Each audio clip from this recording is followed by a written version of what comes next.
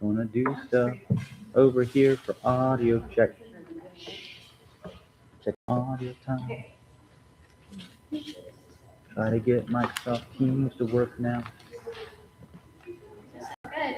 We have audio and video. It's good. Audio is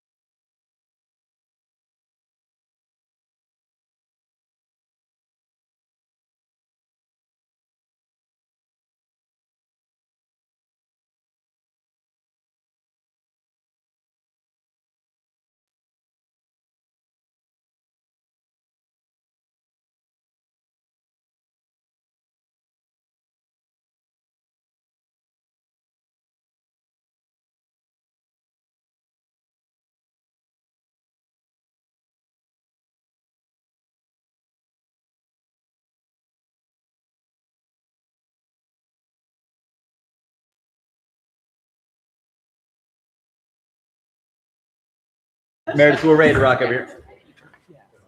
All right. Just want to thank everyone for being here tonight. And in the essence of time, we're going to hand it off. I know we discussed about you guys wanted to pass a couple things across. Right, we so- do want to get a couple of things in All your right, hand thank early you. on in the process. First thing I want to pass across is Article 6, and some change of that I will go over. These all from us. Those are all for you, yep.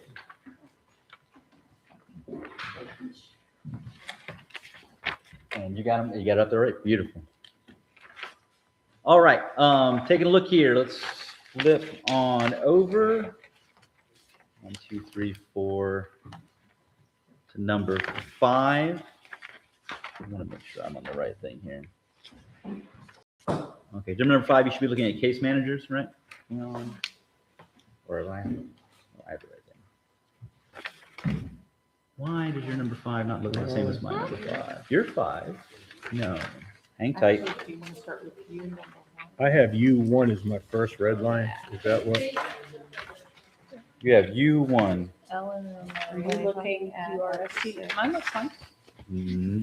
5, 6, unless I move the piece of paper around, which is a possibility. Yeah, take- Yeah, I'm taking that one. All right, here we go. We got it. We got it. We found one. All right. Thank you. So looking at U1, planning time is provided for the purpose of instructional planning. Elementary teachers, and we're going to add in speech language pathologists at all levels. Travel planning period of at least, we're going to knock out 30 and ask for 40 consecutive minutes during the employee workday. Every effort should be made to schedule planning time during student day. An additional, we're going to bump up from 100 to 150 minutes of planning time shall be established during the normal work week. You can see the last thing we've added on here at the bottom of that paragraph is this will begin in the 27-28 school year. So we do not have to rush to get it into the school year this coming year. We could work over the long term to hopefully find out a way to communicate and get an increase to elementary teacher planning time. We do believe that elementary teachers take the brunt of the load when it comes to trying to squeeze in everything they have to do during the day. Any questions on that one? Okay. No. Now we're flipping over to 5. All right, I'm getting the stuff matched up here. All right, good. This is an addition here. Case managers of students with IEPs and EPs will be provided on-campus TDE days for the purpose of completing IEP and EP requirements at their work site. Basically, if you have a caseload of 7 to 14 cases, you get 1 on-campus temporary duty elsewhere TDE day per school year.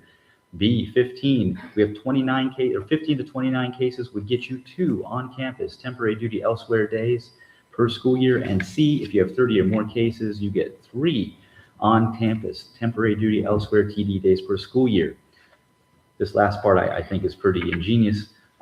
At the agreement of the employee and their administrator, these days may be used in half or full day increments to provide some flexibility both to management and to the people trying to use them. Of course, I feel like the reasoning around this is that the workloads for people who manage IEPs and EPs, they just have so much to do. And if they could just get time in front of the computer with a piece of paper to knock them out, they'd be a much more effective force out there instead of having to work on that in their heads while talking to a student. This applies, with the EPs, also gives a boon to the people who might have a lot of gifted student caseload. So the idea here is to include those in this, where the gifted, we don't call them itinerants anymore, the gifted counselors that are scattered out among school sites would have a chance to get all their EPs done on time. Any questions on this one? 26, 27? Yeah, no. Is this a 27? No, this is this year. This is a 20. 20. Yeah, okay. the only one is 26, 20. The only one is 27, 28 is for the elementary teachers. Everything else on here is going to be this year, 26, 27. Thank you. Got it. If you come on down to Y, what we've done here is we have just brought the teachers providing class coverage MOU into the contract. As far as I remember, this is an unchanged amount here. It is just brought over from the MOU. I don't suspect any questions on that one because I don't think we changed anything. But double check us as always. CC at the bottom of this. At the beginning of the school year for year-long courses and at the start of each semester for semester-long courses, administrators shall ensure the equitable distribution of regular education students This applies by grade level or specialized area in elementary schools and by subject and level in secondary schools. Equity shall be considered with respect to class size, student discipline history, and academic ability levels. We talked about this a little last year, and we went out and grabbed some data from our people. We asked them how they felt about the equitability of the distribution things. We found that 62% of all teachers who were polled feel that there's no equality between class sizes, discipline history, and ability level. We found 64% felt it was definitely not equal with behavior concerns between students, and 66% did not feel it was equally distributed with IEPs and 504s.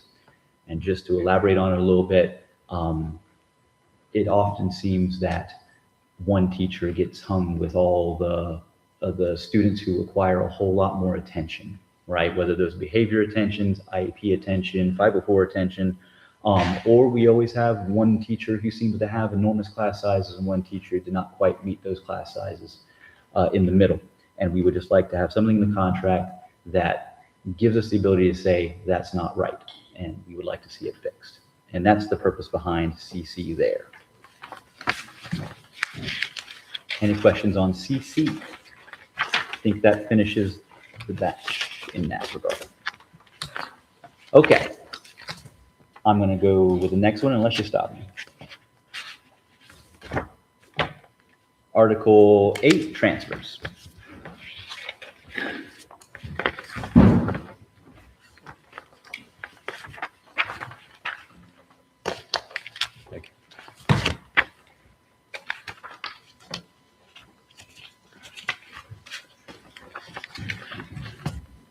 All right. When it comes to transfers, been a bit of an issue this year. We've gone through and done a few changes here. If you're looking at A, voluntary number 2, we would like the applications for internal transfers to remain open until June 15th. We're going to talk about this kind of all the way through, so it'll make more sense as we get through all the pieces.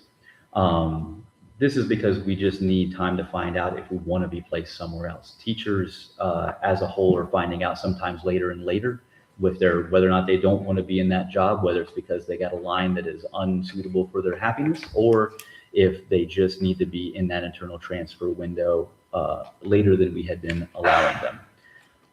Number 3, application will include a request for up to 5 positions in order of preference. We'd like to help prioritize both for the sake of the teacher and for the sake of the principals who are trying to figure out who wants to be at their school. A little order of preference would help. 4, we changed the word principal there from hiring authority to just be consistent with vocabulary that was other places in the contract. Number 5, vacancies shall be open solely to internal transfer applicants until June 15th, except with the agreement of the association president. Applications from external applicants will be accepted beginning June 1st. The idea behind this is that we would have a window where the people that are already in the system that want to move are prioritized first. The people who come in and want to come from outside will be prioritized second. There will be a buildup of application period because they can submit an application for positions on June 1st. So ideally, those external applicants, when June 16th hits, you open it up and you can see all the people who've applied in the last 15 days. So those applications on June 16th for external should be all ready to go. Any questions on anything up to 5 so far? Okay, 6. Transfer requests for the current school year may be made between the first day of pre-planning and the end of the first quarter. Such transfer requests shall require approval of the receiving principal. Vacancies filled after the end of the first quarter may be filled by transfer of a current employee with approval of the superintendent. This just allows for transfers to happen if you have someone that's willing to take you in the first quarter. So if you're there, you realize pretty quickly right off the bat it's not going to be a great school year for you because of climate or environment or the drive, or you suddenly have a baby or some life change, whatever it happens to be, you can get a transfer in that first part of the school year if you can find a principal who will take you for the position. 7, employees who do not receive a voluntary transfer shall be notified of the reason in writing upon request. just so that people have a record of hopefully why they were not accepted for positions, so that they have something to say that they can work on, improve, or provide, or maybe go out and get a certification they need because they didn't have what they needed to be in that position. Something the employee can have in their hand that says, this is what I needed to do. Any questions on the 7? Involuntary, we've added a little amendment there due to changes in enrollment, just to make it more clear for people who are looking for the section in the contract, and flipping over and looking at 3. This is just a movement on number 3.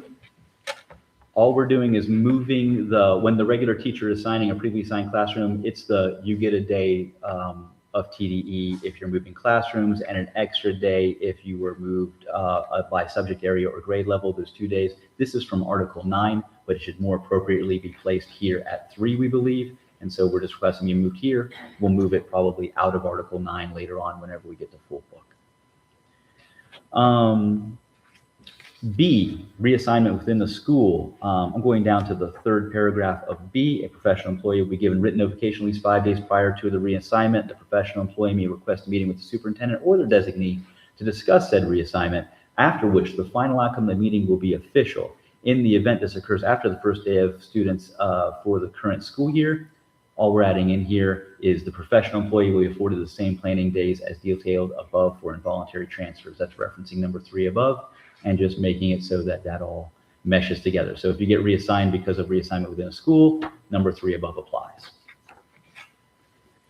Moving to D. Any questions? Sorry, go ahead. Is this number 3 is the exact same language? We believe, yes, Okay. my understanding is the exact same line, Thank you. or what we attempted to do. Okay. D, when it is necessary to transfer teachers due to the opening of new schools, 80% of the approved positions for the new school shall be, we're just changing may to shall be, because let's face it, every time we go out and get 80% of the new people, we will make sure that's a shall, not a may, before we start filling in any of the other positions. And going over to E, association building representatives shall be exempt from involuntary transfers in order to provide continuity of representation unless required by law or agreed upon by the association president. The association will compile and provide a list of current association building representatives to human resources. And this is a protection for building representatives who might be afraid that they will get reassigned or transferred by being a building representative. Sometimes being the building representative means you have to have hard confrontations with administration. Sometimes that doesn't go as well as everyone on both sides of the situation would want it to go. And it leads sometimes to bad blood. I'm not saying every time, but I'm saying sometimes. And what we'd like to see is just a little clause in here so that a principal can't get mad and decide he's going to send someone off to another school involuntarily simply because they feel that they were, unfairly held in a previous situation. Okay, so just protection for that person. Any questions, anything proposed thus far? That's everything I've got, unless somebody tells me otherwise. Anything question-wise? All right, take an initial 30 to start, Okay. and then I'll check back in with you guys. Thank you very much. All right, Appreciate thank it. you.